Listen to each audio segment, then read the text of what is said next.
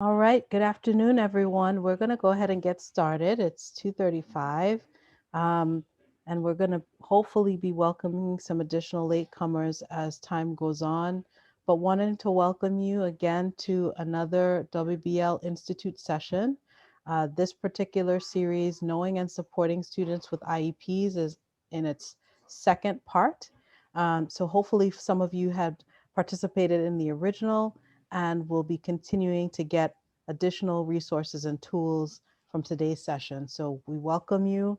We're so happy you're here. We know the sun is shining, so we want to get you back outside as soon as possible, but we are just grateful that you're choosing to spend this time with us. So moving to the next slide. Again, this is the WBL Institute landing page. For most of you, you've already been navigating this. We have one more workshop coming up in June, and then we have focus groups. And we do want to hear from you. We do understand that the exit ticket has been the medium that most of you have used to provide feedback, but the focus groups will help us to pivot into the summer and to really help plan for the fall. So we do hope that some of you will be able to join us.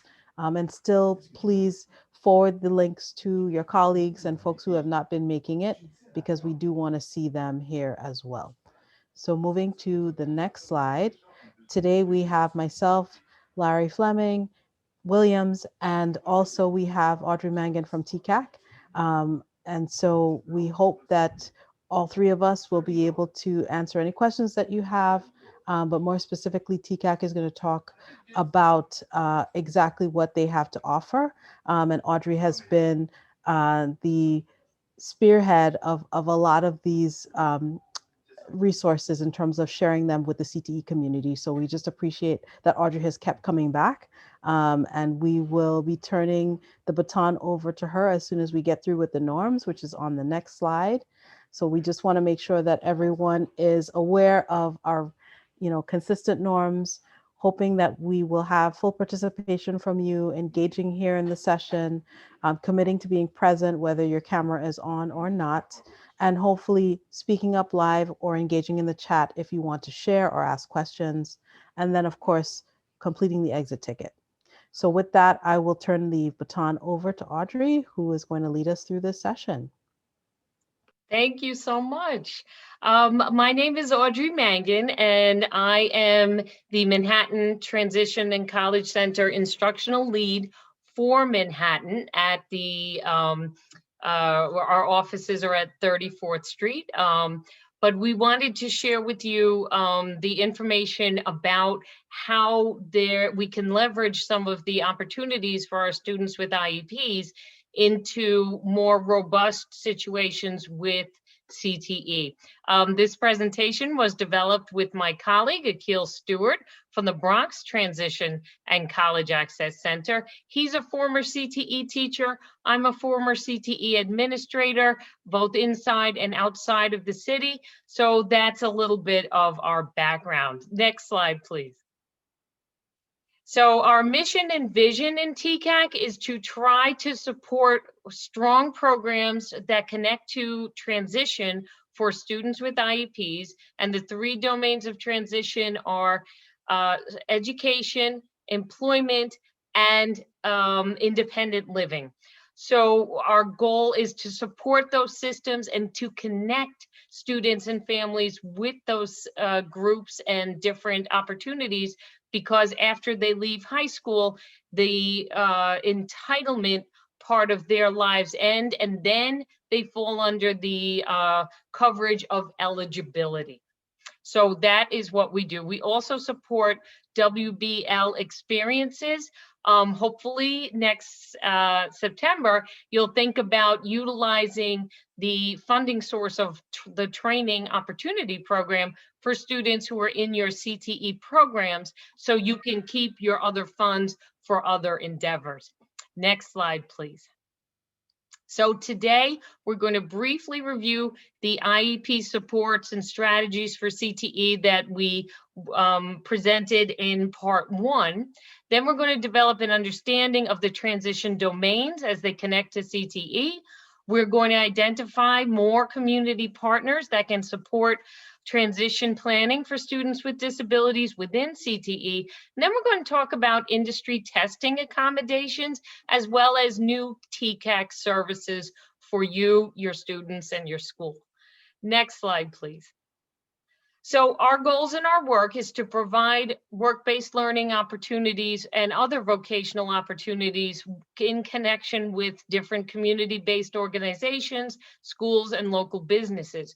Right now, what we've been doing under SYEP, we have been connecting with physical sites for students to engage in work-based learning, as well as fully remote experiences for students. So we're constantly in contact with different businesses and community-based organizations. We support schools in their development of their CDOS programs so they can continue to get more students to graduate with the CDOS portion to their diploma and potentially use that as a 4+1. We train school staff on different assessment tools that they may utilize for their students. We certainly engage families. We run family nights almost every month, bringing the latest information and community partners. And then we lead professional development for staff, which is what we're doing here today. Next slide, please. So our stakeholders are definitely this is a student-centered office. We also support families as the students are leaving the school system and moving into their adult life. We share with them what opportunities are available to them long-term for their students. We connect with education and school staff. We hire a group of summer monitors to support us in our SYEP work. We connect with community-based organizations such as Access VR, as well as OPWDD. We connect with different business entities to provide those work-based learning opportunities for students. And we connect students and families to post-secondary institutions along with their Office of Accessibility, so students can apply for reasonable accommodations once they leave school. Next slide, please. So when we're thinking about what we talked about in knowing and supporting students with IEP part 1, we shared information about the citywide TCAC offices, and you'll get all of these slides. So you will have the updated contact information for every single CTE office, TCAC office. So this way you can connect with them directly. What's the Individual with Disabilities Education Act and how it impacts instruction, mainly going from entitlement when you're in high school to eligibility when you leave school. We went over the 14 disability classifications for New York State. And then we discussed the purpose of the IEP as it connects to CTE. And we know that in our previous presentation, we really highlighted having your students develop an elevator pitch for your CTE program because they can utilize that for their IEP meeting, as well as being able to share information about their strengths and their areas of growth for when they attend college and go and interview at a work site. And then we went over the 3 domains of transition: eligibility, employment, and independent living. Next slide, please. We also shared the parts of the IEP that are very important for CTE teachers to know, such as present levels of performance, vocational assessments, the measurable post-secondary goals. And let's say as a CTE teacher, your student may be interested in pursuing a profession within your CTE area, and that should be communicated with the IEP team developing the IEP, because that's going to connect to that coordinated set of transition activities, mainly if students are working in a WBL experience. They will be able to enter that information into the IEP so we can give a richer picture of the students and what they are able to engage with. And then the importance of the students being prepared for the IEP meeting with their CTE information, which goes back to the development of that elevator pitch that students should be prepared to share, because as CTE teachers, you know you have people coming into your classroom all the time. And if the classrooms themselves are extremely impressive, but having the students explain what they're doing just lends another layer of really professionalism on the part of the students, and it reflects positively on the teacher. Next slide, please. So in the chat box, if you would be so kind, we have 16 folks at this meeting here today. If you could share a community-based resource that helps students connect to their post-secondary lives, if you would be so kind as to put that in the chat. If we get a few, that would be lovely. Thank you, Laura, Access VR. And what's nice is we'll go over some of the positive impacts of Access VR in this presentation, and also the realities of Access VR. Anyone else? Then one of the reasons why I asked that we do this is that this can be the most important thing. Okay, Ken, thank you. Bridges to Work. Thank you, Carolyn. That's they are a huge partner with us. That is pretty fantastic. Okay, great, lovely. Okay, nice. Zone 126, industry partners CCAP, and NAF. Lovely. Beautiful. Connecting with other schools like Co-op Tech. Beautiful. So the reason why I asked that we do this is that while we're all part of the DOE, a lot of us are in kind of like isolation, in a sense that we have our different silos of information, but we don't really get that much of an opportunity to share. So that was fantastic. That was great. And any community-based organizations that you can connect with to further your students' time and experience with on-the-job training and any type of outside supports is going to be a really positive thing for the students. Okay, next slide, please. So one of the things that we, when we were thinking about developing this particular presentation, my colleague and I were talking about the ADA. Now, when you get this presentation, all of these links are live and they all work as of yesterday. So the ADA, what is the Americans with Disabilities Act and how does it impact the workplace? Students with IEPs who leave us that last year of the IEP in their senior year, they're supposed to get in what's known as a neuropsychosocial. They meet with the school psychologist. They get a strong exit summary from the case manager for the IEP. And those two documents can support students in asking for different reasonable accommodations in the future. Because with those two documents, that's evidence, number one, of a disability, and number two, of techniques they've used in the past to level the playing field so the students can gain access and equity to learning. So the idea of the ADA is extremely helpful for students because they are able to utilize some of that information if they're going to engage in the process of asking for a reasonable accommodation.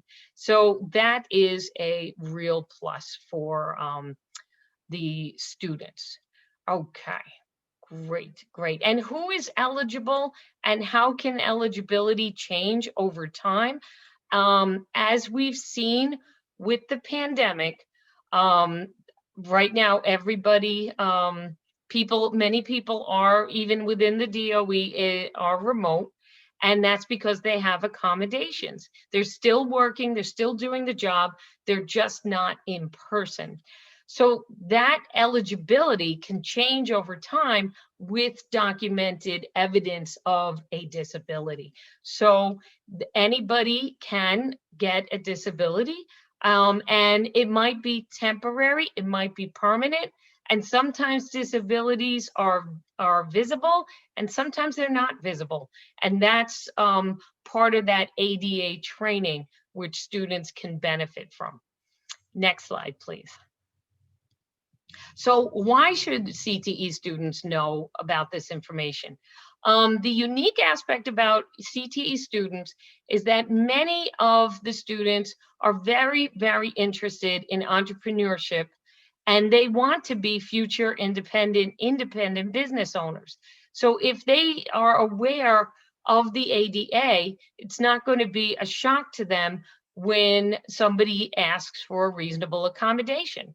As of the information I got from the CDC yesterday, 26% of all employees in the United States of America have a disability, and that link is right there in the chat, on the slide for you to look at. So reasonable accommodations could be remote. It could be a different type of monitor. It could be a hearing accommodation. It could be, like as we see now, universal accommodations are helpful to many people. Like you've seen many of the presentations you've been attending with closed captioning, so that people who can't hear as well as everyone else can see the information, sharing it. So many students have the goal of becoming a small business owner, and that's a real important piece of your course called CFM, where students should be introduced to the ADA so that they're aware of what they may have to work with in the future. Next slide, please. So OSHA, we all know OSHA, and OSHA is the 30-hour construction industry outreach training, and many schools, which is fantastic, offer OSHA for their students, and it's specifically designed for safety directors, foremen, field operators, and ongoing compliance issues with OSHA. Next slide, please. So with the OSHA test, what's really nice about that is that at the end of each module, you can give students their modules, but they do have 3 opportunities to pass each module quiz. And once the students have successfully completed the modules, they have to pass a final exam. It's 20 questions long, and it's 70% to pass the course. But again, you get 3 opportunities to pass the final exam. And that is an accommodation. And that's extremely helpful for students with IEPs who may need those multiple abilities to pass the test over time, so that they're able to work within that. For OSHA, they do not place limitations to deliver training to students with disabilities. Therefore, and this is a direct quote from OSHA, any accommodation should be permitted provided the trainer has the ability to meet those needs. Trainers should contact, so if your school is delivering OSHA and you have a student who has accommodations, trainers should contact their authorized training organization for further details to submit an exception request as per the outreach training program 60 days prior to scheduled training. So OSHA also offers reasonable accommodations, which is very, very helpful. Next slide, please. And the time for completion is that they give the students and everyone else 6 months from the time you start the course to complete it. So if a student needs more help, if they need more time, then they do have that window of 6 months, which is gives the students the extra time to review, get the information, and then they give you the certificate and you're good to go. So OSHA does offer accommodations which is great for students. Next slide, please. So for employment, one of the pieces that we have found at the TCAC to be extremely helpful is ONET Online. And what we'd like to do is to, if it's possible, to take a little tour of ONET Online. Next slide, please. Okay.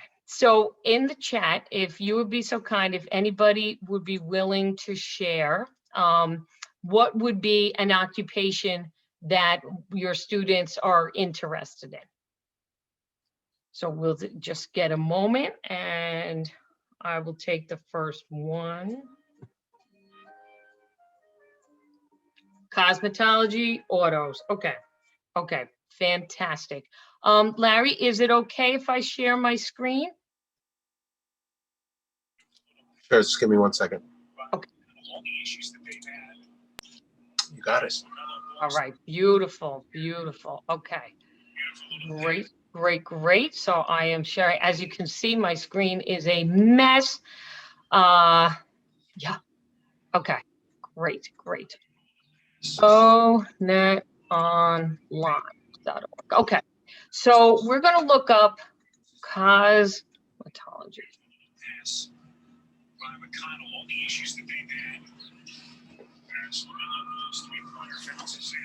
Okay, so we've got, ooh, interesting. So here to give you not just the cosmetology, but also all of the, these different little suns here are what's known as bright outlooks. So you've got your hairdressers, hairstylists, cosmetologists, and these are the tasks that the students should use. We highly recommend that when your students are making up their resumes, that they go to this website and they utilize the verbiage in ONET Online, because this information is coming directly from the Department of Labor. And students who have those keywords in their resume are much likelier to have their resumes pass by the computer-based screening systems that can prevent people from getting their resumes into where they want to go. So here's all the skills: active listening, service, critical thinking, and all the abilities that the students need to have, the dexterity for the PT, the OT, the fine motor skills for cutting the hair, and being able to understand and listen to what the customer wants, and the detailed work activities. So you know, it's a good website. So let's look at auto. Okay. Uh-oh, auto damage. Yikes. Okay. So we're looking at let's see, auto mechanics. Okay. So let's see, service technicians and mechanics. So they want the people to be able to inspect, test drive, repair, and all of these tech skills. Definitely the computer-based software for cars. Cars are now so much more complex than in the past, and the students really need the tech skills in order to keep the cars going. Mechanical customer service is a big part of auto repair when your customers come in crying. So all of these different pieces, excuse me, my battery's going low here, are all extremely important, but they're also really good pieces to include in the resume, so that, again, so the students can bypass the keywords for any resume scanners.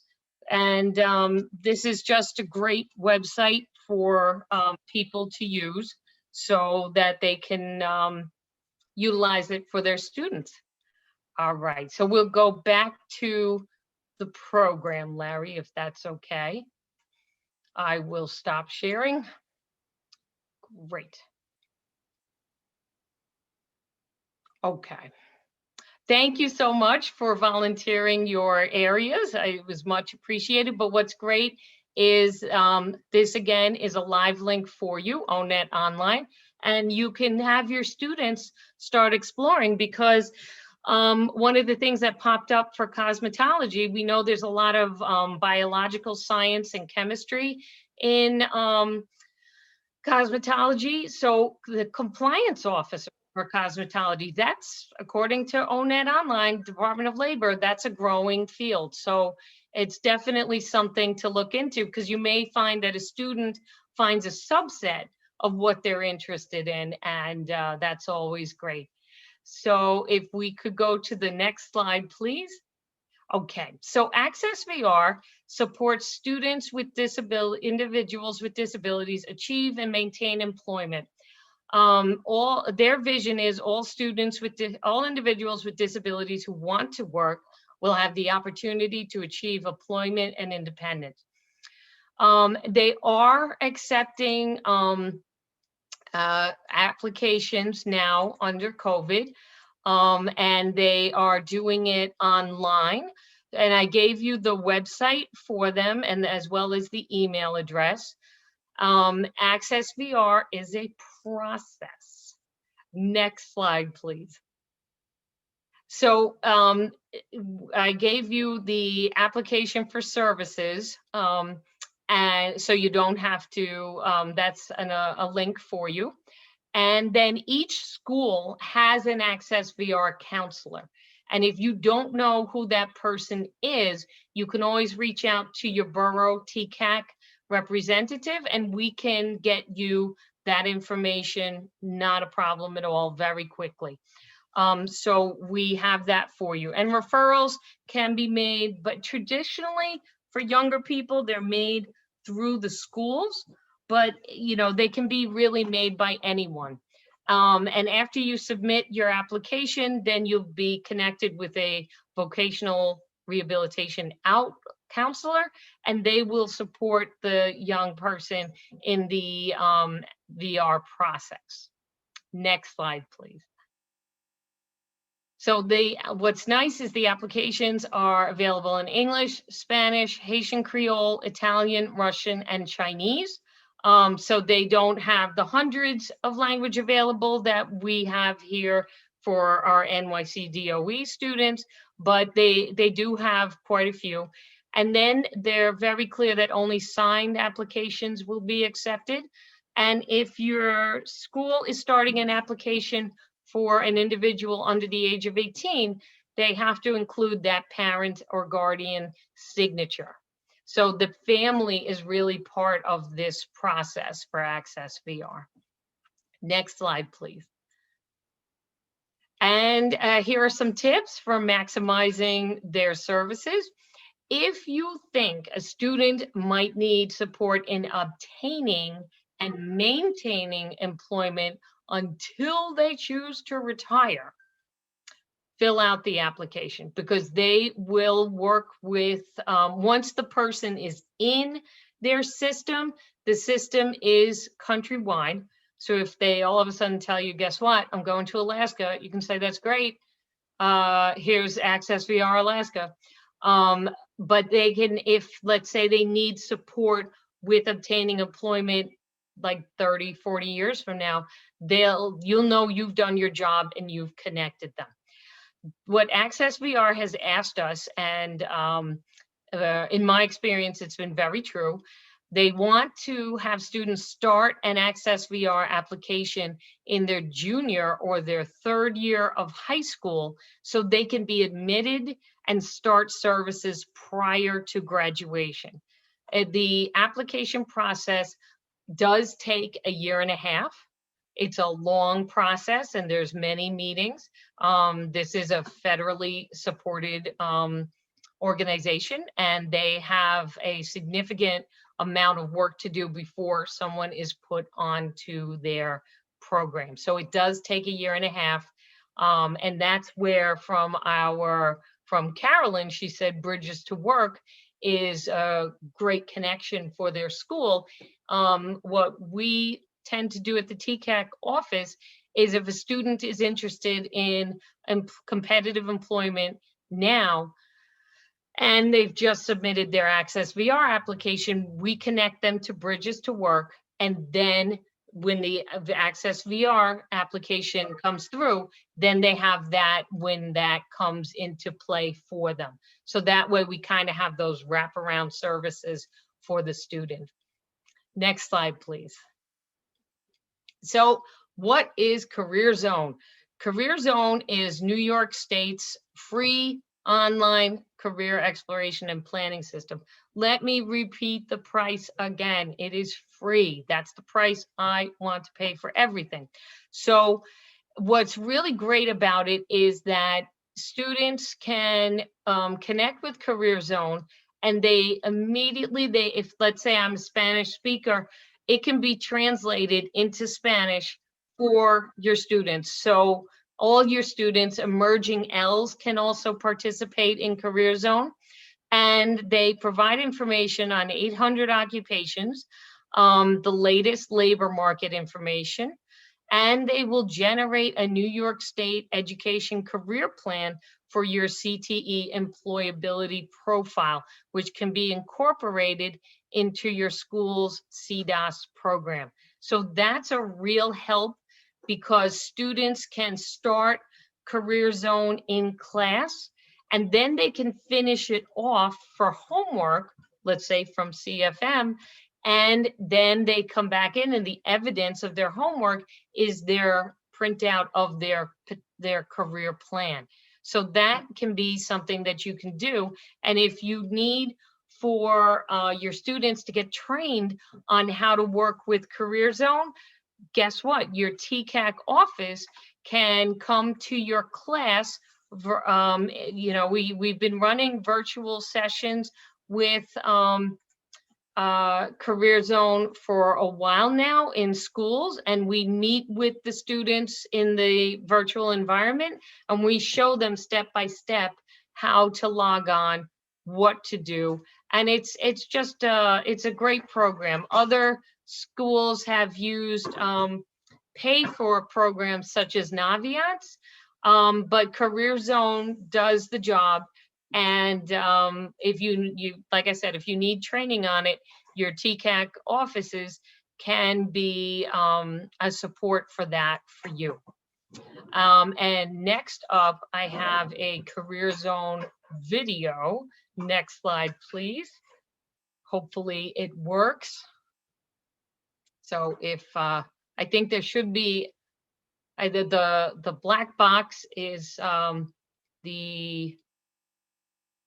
did my video work? Did it not work?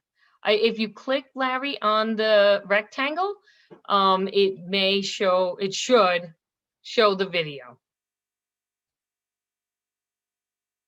No dice. Okay, so not a problem. I'll include that video in the resources, so this way you can see exactly how the Career Zone can support CDAS. They did a great explanation of it, and I apologize to you that it didn't come through. But Career Zone creates a career portfolio for students, so they can enter in their abilities, skills, capabilities, knowledge, and qualities, but they can also enter in their volunteer work. And then the career plan gets presented, and they also provide multiple assessments to help guide and focus the students on their different career plans. So we'll look at the next slide, please. So students start off with creating an account, and they enter in the required information. Very rarely, but sometimes your school may not be in there, because there's schools can be a little dynamic here in our city environment. So if you have a problem with that, you can reach out to your TCAC center, and we can talk to the state through the Career Zone portal and get your school added on. But the home button can always go back for students to the index. Next slide, please. So the students will get to save their experiences, their education, and their accomplishments. and it helps students to document their volunteer and work experience. So if we have a student whose volunteer experience may be something, let's say at a religious organization, you want to put in what they did to that ONET online, if they were helping out in the office or if they were managing a group of students, childcare, office clerk, and you want to get the terminology that's really up there, which still explains what the student does, but shows it their experiences on another level. So it's very helpful to connect the two. Next slide, please. Okay, so the interest profiler helps students understand their career interest, how they relate to the world of work. So this way, if you have students who are in CTE, you generally don't have this. But if you have students who need more refinement about what they're interested in, then doing the interest profiler with them will be very helpful. Next slide, please. And then from the Career Zone My Portfolio, there's 5 parts to that interest profiler. So it really does give a good picture about what the students are interested in and what they like and what they don't like, and how that connects to the industry that they're interested in. Next slide, please. And they also go into assess yourself, because they can really understand, like, targeting their own interests, but also connecting that with their own values, like what would be the best job site or environment for them that not only will enrich their pocket, but also enrich their sense of morals and ethics and values, so they can really connect all of these disparate parts into their own sense of who they are as an employee, and eventually potentially as a business owner. Okay, next slide, please. And then they go back and they match the student's interest with their education requirements to Career Zone, and they help the student say, well, you know what, you have this, you want that, you may have to go and get some higher education in this area or that area, and here's the monetary value of that. So if the students are interested in different occupations, they can connect them, and Career Zone itself can give them a push for that post-secondary training. Next slide, please. Okay, so what I'm going to go over now are different testing accommodations, just so we all know exactly what are the different companies offering. And at this point in the term, you've probably engaged in all your online testing for your CTE students, but we're just going to go into what the specific companies offer, how they offer it, and how you can get it. Next slide, please.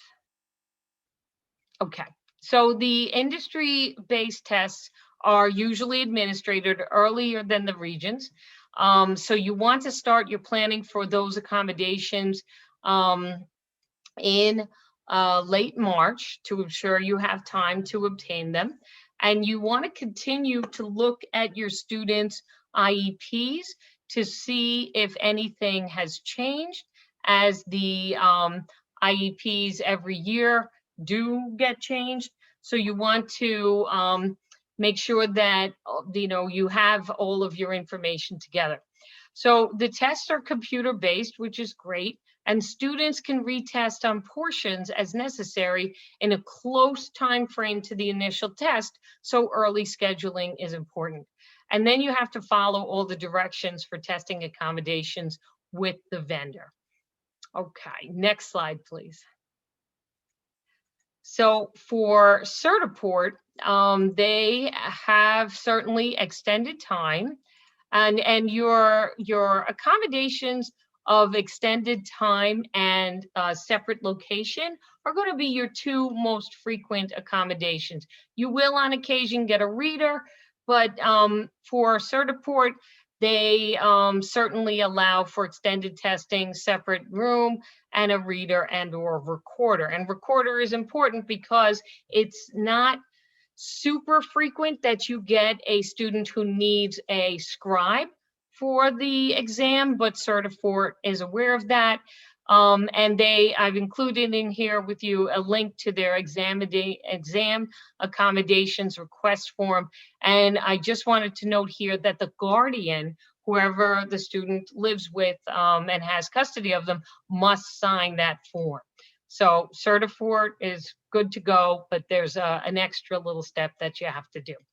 Next slide, please. For CompTIA, they're good with separate testing, extra testing, reader or recorder.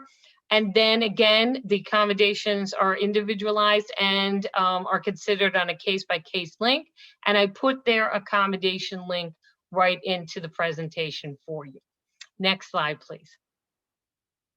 For NACTI, for their accommodations, what they have quite a few, which is great. And sorry about this. They do have the speech to text. They allow for readers.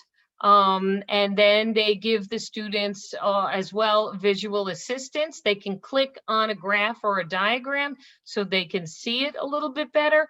And that's good for your visually impaired students. And then they also offer large printouts of the test if you ask for it in time. Next slide, please. So they have their, they may give you the paper and pencil if you ask for it. They allow the students to incorporate extended time requests, and they, for the online testing, and if you go back to paper and pencil, they also offer the multiple sessions, so they can give 3 sessions for most students over a couple of days. So that's a real plus for NACTI. Next slide, please. For NICER, they say any read aloud sessions will need to be one-on-one. They don't want the other students to hear it, but they also include existing software that's compatible with their programs, so the test can be read aloud with headphones to accommodate those students. And that's going to be a plus because one of the things, let's say with Regents exams, is that there's very frequently a scramble for read alouds and rooms. So you know, it's nice to know that they have this as part of their program. Next slide, please. And then they say, you know, here's the read aloud options. And then they have different applications that you can install in the computers that are free that will do the, be able to read the content aloud for the students. Next slide, please.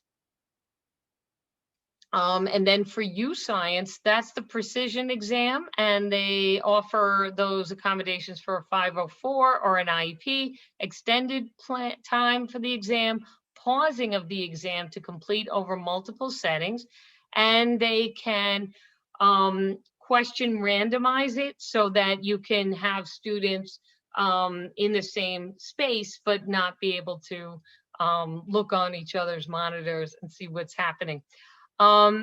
Then they say they can't pause the exam for a student who doesn't have the 504 or IEP. The students in general education complete the exam in a single sitting. Most students complete their exams between 35 and 40 minutes. But here is the email address for them to connect with them for those accommodations. Next slide, please. And one of the things I wanted to share with you is that something that we're offering from the TCAC office, we're starting it now, and these are pre-employment transition services.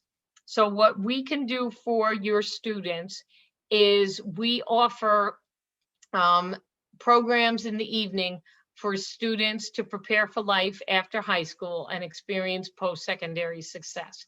So what we do as an office is we work with students on job exploration, work-based learning, counseling on post-secondary options, workplace readiness training, and instruction in self-advocacy, which the students are really going to need.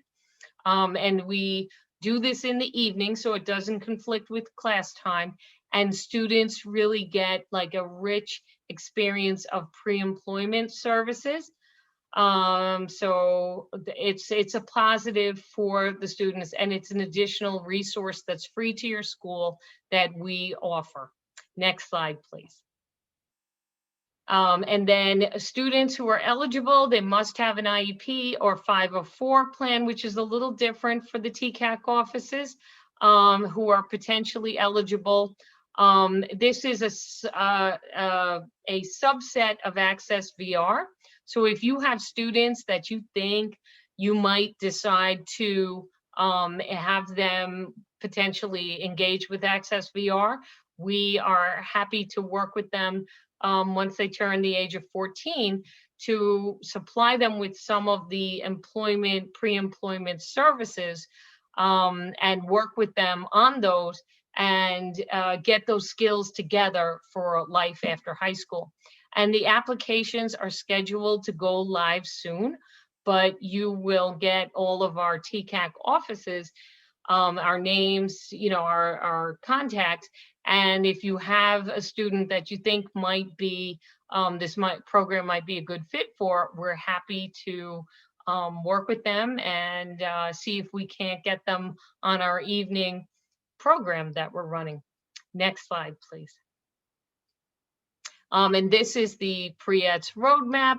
Students get onboarding and then they get the application link, and we have to upload proof of disability, which we get through CSIS. And then we submit the names, then Access VR comes back to us and says, okay, this student is good to go. And then once the student's approved, they start with the services, and then we start to give them the assessment and the feedback for the activities that they're engaging with our staff. Next slide, please. So that draws me to the end of this presentation, and I am here for any questions or answers, whatever you have, I'm here for you. And it's a small group, so if you want to take yourself off mute, you're more than welcome to, and we're good to go. Thanks so much, Audrey. So hopefully folks have questions. You have the benefit of getting those questions answered straight from the TCAC mouth, as it were. So please, please don't miss out on this chance. Thank you, Daniel, for letting us know it was informative. Not surprised when it comes to Audrey. And hopefully, as you guys also receive the resources and the folder that will include the presentation, you'll be able to, you know, tap into the links and, you know, utilize as need be. So we still have some time. Obviously, we're going to let you guys out early today, but if folks have questions, please let's use that time wisely.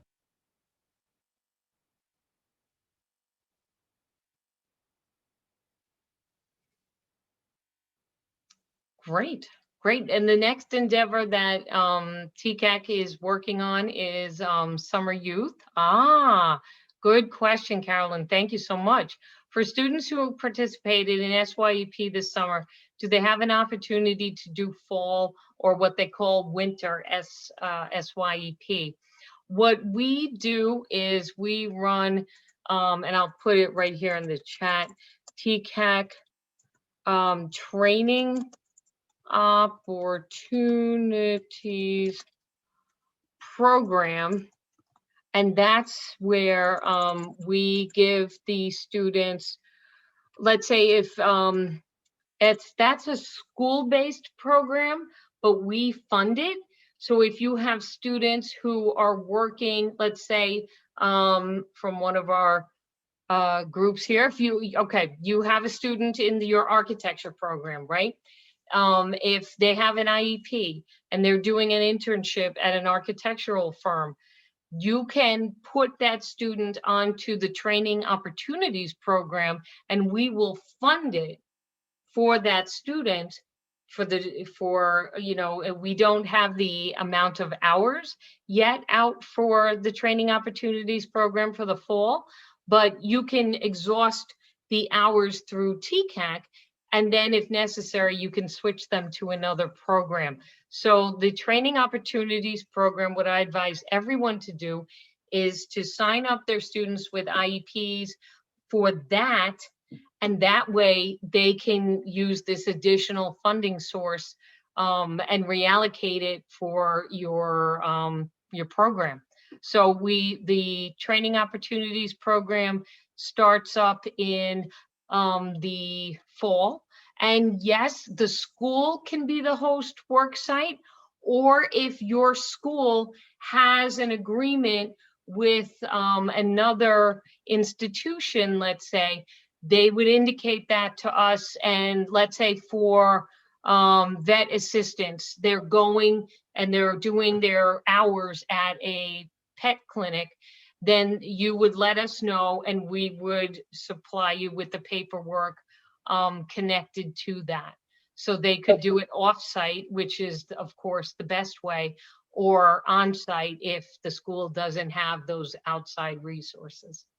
So who does the host, do you have to do a host application, just like, another Yes. opportunity? Yes. The same kind of thing? Okay. Very similar. Yes. Yes. Thank you Okay, so but through much. your office. Okay. Yeah. And like I said, for the training opportunities program, your best case scenario is an off-site, in-person work environment. And if the schools don't have that, then it's the school site. Yeah. Yeah. But it's a great way to utilize funding, because money's always tight, so it's helpful for your students with IEPs. Great question though, Carolyn. Thank you so much.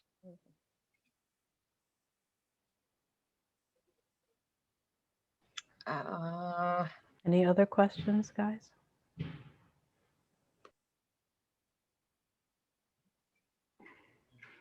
All right, and I guess if folks have additional questions that they think of after this workshop, you guys can reach out to Audrey directly. We have her email included in the slides, and I'm hopeful that she can answer your questions or funnel you to the right TCAC member who can. Absolutely. And so with that, I will pass the baton to Larry Fleming Williams. Thanks, Akia. And if you can be so kind as to drop the survey link into the group chat. The first link will take you to the exit survey, so you can please let us know how we can improve on the rest of our sessions. Although Takia did mention at the beginning that we only have one session left with 2 focus groups after that, but please fill out the exit survey ticket. The second link is actually to all of our offerings up until the second week or the third week of June. And the third link is where you'll find the video for today's presentation, along with every resources that Audrey mentioned. That link will be available as well. But if you feel free to please drop that into the chat room as well. And on behalf of myself, Takia, and Audrey, please enjoy the rest of your day. The sun is still out. Please enjoy yourself warm and safely. Have a good afternoon. Thank you, everyone. Much appreciated. Thank you very much. Have a great evening. You're welcome. Thank you. Thanks for always joining us, guys. We really appreciate you.